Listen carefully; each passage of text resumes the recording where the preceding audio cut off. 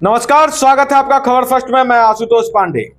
162 seat का opinion poll आपके सामने रख दिया गया था, जिसमें उत्तर प्रदेश, बिहार, मध्य प्रदेश, वेस्ट बंगाल, छत्तीसगढ़, इन सारे राज्य को हमने कवर किया था। आज हम आपके सामने राजस्थान, गुजरात और महाराष्ट्र, ये 3 राज्य का ओपिनियन पोल आपके सामने रखने जा रहे हैं। इन 3 राज्यों में अगर अभी चुनाव होता है तो वहां की जनता किसे देश का प्रधानमंत्री बनाना चाहती है। अब देख सकते हैं कि साइड में 2024 का राजा कौन होगा, वो कुर्सी हम लगा दिए हैं। अब इस पे देश की जनता किसको बैठाएगी, ये आज हम आपको बताएंगे कि ये 3 राज्य की जनता किसको कितना सीट देती है। ये हमारे पास इन तीनों राज्यों का ओपिनियन पोल है। सबसे पहले हम राजस्थान में आएंगे, उसके बाद गुजरात पे मूव करेंगे और उसके बाद महाराष्ट्र। आपको बता दें कि एक एक राज्य का ओपिनियन पोल, सटीक ओपिनियन पोल सिर्फ और सिर्फ खबर फर्स्ट दिखा रहा है, क्योंकि लेटेस्ट ओपिनियन पोल है, आज का ओपिनियन पोल है, 1 महीना पहले का नहीं है। देश का मिजाज, राम मंदिर जो अभी उद्घाटन हो रहा है, प्राण प्रतिष्ठा रामलला का अयोध्या में हो रहा है, उसको भी लेकर कई लोगों का माइंड चेंज हुआ है। आपको बता दें कि इस ओपिनियन पोल, कोई भी अगर ओपिनियन पोल होता है, उसका डेमोग्राफिकल स्ट्रक्चर क्या है, ये सबसे ज्यादा मायने रखता है। उसके बाद लोगों का मिजाज क्या है, उसके बाद जातिगत समीकरण क्या है। लेकिन इन 3 राज्यों में आपको बता दें कि बीजेपी का क्या बीजेपी गुजरात में पहले वाला समीकरण दोहरा पाएगी, क्लीन स्वीप कर पाएगी, ये सोचने वाली बात होगी। राजस्थान क्या विधानसभा की तरह बीजेपी के तरफ शिफ्ट हो रहा है, ये भी देखने वाला बात होगा। महाराष्ट्र की अगर हम बात कर दे तो शिवसेना और कांग्रेस एनसीपी का जो तिकड़ी है, इसे क्या भेद पाने में बीजेपी एनडीए सफलता हासिल कर पाएगी या नहीं, ये भी सोचने वाली बात है। तो सबसे पहले हम आते हैं राजस्थान की अगर हम बात कर लें तो राजस्थान में टोटल सीट जो है 25 सीट है। 25 लोकसभा सीट में आप राजस्थान में मुख्यतः 2 पार्टी में टक्कर देखने को मिलेगा। आपको बता दें 25 लोकसभा सीट में बीजेपी यहां से 25 के 25 लोकसभा सीट जीत सकती है। ब्रेकिंग ओपिनियन पोल राजस्थान का यही है कि बीजेपी यहां से क्लीन स्वीप करते हुए नजर आ रही है। मेन फैक्टर यहां पे राम मंदिर ही है। हिंदुओं को लगता है कि हिंदू की एकमात्र पार्टी अभी देश में अगर कोई है तो वो बीजेपी है, और जिस तरह से रामलला के प्राण प्रतिष्ठा में बायकॉट कर रही है इंडिया अलायंस की सारी पार्टियां, इसका भी असर इन 3 राज्यों में देखने को मिला है। तो आपको बता दें कि राजस्थान का ओपिनियन पोल क्लीन स्वीप करते हुए बीजेपी नजर आ रही है। वहीं अगर हम गुजरात की बात कर दे तो अब गुजरात में अगर हम चल रहे हैं, गुजरात में आपको बता दें कि 26 लोकसभा कॉन्स्टिट्यूएंसी है, और 26 लोकसभा कॉन्स्टिट्यूएंसी का रिपोर्ट हमारे पास है, ग्राफ वाइज रिपोर्ट है। आपको बता दें कि इस 26 लोकसभा सीट में नरेंद्र मोदी के गढ़ में कांग्रेस काफी कड़ी टक्कर देते हुए नजर आएगी। लेकिन अगर इस 26 लोकसभा सीट को अगर हम बता दें कि अभी सबसे पहले बीजेपी में यह देखने वाली गुजरात में बात होगी कि कांग्रेस को कितना प्रतिशत वोट आ रहा है, तो हम आपको बता दें कि कांग्रेस को गुजरात से 32.11% वोट आने का उम्मीद है।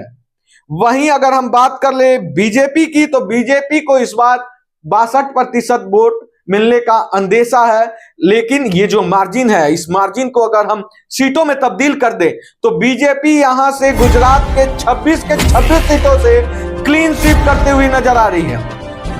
आपको बता दें कि नरेंद्र मोदी 2014-2019 की बात ही 2024 में भी गुजरात के सभी लोकसभा कंस्टिट्यूएंसी सीट को एनडीए के झोली में डालने में सफलता हासिल करते हुए दिख रहे हैं। अब अगर हम बात करें सबसे इंपॉर्टेंट राज्य, उत्तर प्रदेश, बिहार, झारखंड और बंगाल के बाद अगर कोई सबसे इंपॉर्टेंट राज्य है तो आपको बता दें महाराष्ट्र में अगर हम जाएं, महाराष्ट्र की अगर हम बात करते तो महाराष्ट्र में आपका 48 लोकसभा कॉन्स्टिट्यूएंसी है। 48 लोकसभा कॉन्स्टिट्यूएंसी में अगर हम बात करें तो 48 लोकसभा कॉन्स्टिट्यूएंसी में फाइट देखने को किसको कितना मिल रहा है, ये भी सोचने वाली बात होगी। 48 महाराष्ट्र में 48 लोकसभा कॉन्स्टिट्यूएंसी है। रीजन वाइज अगर हम बात कर ले तो वेस्टर्न महाराष्ट्र, विदर्भा, उसके बाद अगर हम बात कर दे तो मराठवाड़ा, थानकोंकण, मुंबई, नॉर्थ महाराष्ट्र, इन चारों अगर हम रीजन वाइज अगर हम जाएं तो ये 48 लोकसभा सीट किधर जा रही है ये देखने वाली बात होगी। इन 48 लोकसभा सीट में अगर हम बात कर ले, एक बार रीजन वाइज सीटों की अगर हम बात करें तो वेस्टर्न महाराष्ट्र में 11 लोकसभा कॉन्स्टिट्यूएंसी है। वहीं अगर हम विदर्भा में बात करें तो 10 लोकसभा कॉन्स्टिट्यूएंसी आती है। लेकिन आप अगर बात कर दे मराठवाड़ा में तो 8 लोकसभा कॉन्स्टिट्यूएंसी है। वही थाने कोंक में 7 लोकसभा सीट है, मुंबई में 6, नॉर्थ महाराष्ट्र में 6, और अगर इन सभी कॉन्स्टिट्यूएंसी वाइज सीटों को अगर हम जोड़ दें तो 48 लोकसभा कॉन्स्टिट्यूएंसी होती है।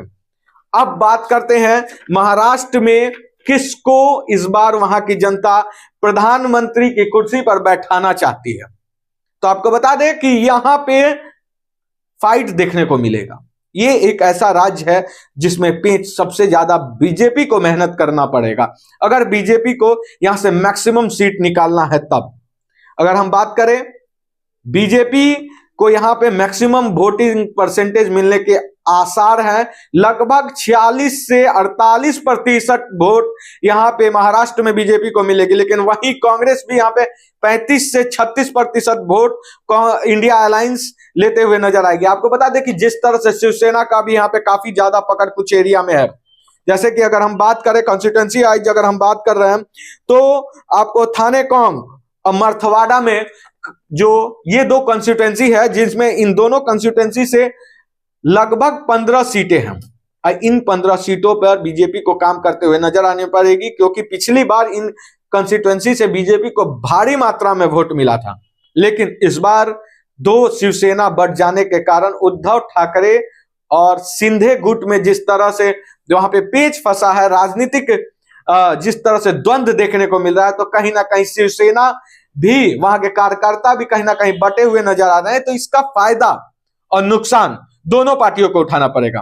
अगर हम सीटों की बात करें तो 48 में से बीजेपी को यहां से 30 से 35 सीट मिलते हुए नजर आ रही है। अगर हम बात कर दें कांग्रेस को तो यहां से इंडिया अलायंस में कांग्रेस एनसीपी और शिवसेना, उद्धव ठाकरे का जो गुट है, वो तीनों को अगर मिला दे तो 18 से 15 सीट यहां पे आने का आसार है। सभी राज्यों में मैंने एग्जिट सीटें बताई, लेकिन यहां पे इसलिए क्योंकि ये जो राज्य है सबसे ज्यादा टिपिकल है यहां पे सीटों को निकालना, क्योंकि महाराष्ट्र में लोगों का नब्ज हर दिन बदलता है। कुछ ऐसे भी शिवसेना के लोग हैं जो उद्धव ठाकरे से नाराज इसलिए हैं क्योंकि देखिए बाल ठाकरे का एक अलग वहां पे फैन फॉलोइंग था। अगर हिंदू का नेता उस जमाने में अगर किसी को माना जाता था तो बाल ठाकरे को। राम मंदिर की अगर हम बात करें तो राम मंदिर का आवाज उठाने वाला शिवसेना बाल ठाकरे। लेकिन उद्धव ठाकरे ने जिस तरह से अपने रोल को बदला, अपने चरित्र को बदला, अपनी पार्टी का जो मोटिव था, जिस तरह से बाल ठाकरे ने इंदिरा गांधी से भी लोहा ले लिया था उस समय इमरजेंसी के दौरान, ये सोचने वाली बात है। और ये अगर वीडियो कोई शिवसेना का उद्धव ठाकरे ग्रुप से अगर भी देख रहे हैं तो उन्हें भी सोचना चाहिए कि हिंदुत्व की लड़ाई लड़ते लड़ते बाल ठाकरे चले गए इस दुनिया से, और उनके खुद के बेटे उद्धव ठाकरे क्या कर रहे हैं ये सोचने वाली बात है।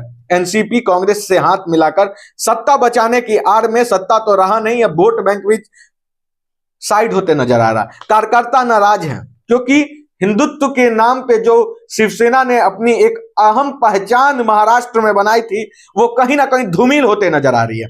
आपको बता दें इसी का नतीजा है कि यहां पे इंडिया अलायंस 18 मैक्सिमम सीट ला सकती है। अगर हम सारे सीटों को जोड़ दें तो आपको बता दें कि बीजेपी 300, अभी तक खबर फर्स्ट ने 301 सीटों का ओपिनियन पोल कर दिया, जिसमें हम राजस्थान, गुजरात, महाराष्ट्र, मध्य प्रदेश, छत्तीसगढ़, उत्तर प्रदेश, बिहार, बंगाल, इन सारे राज्यों का ओपिनियन पोल आपके सामने अभी तक रख चुके हैं। इन सारे राज्यों का ओपिनियन पोल टोटल 301 सीट में बीजेपी को 232 सीट नजर आ रही है मिलते हुए। वहीं अगर हम कांग्रेस की बात करें तो कांग्रेस 69 सीट पर समेटते हुए नजर आ रही है।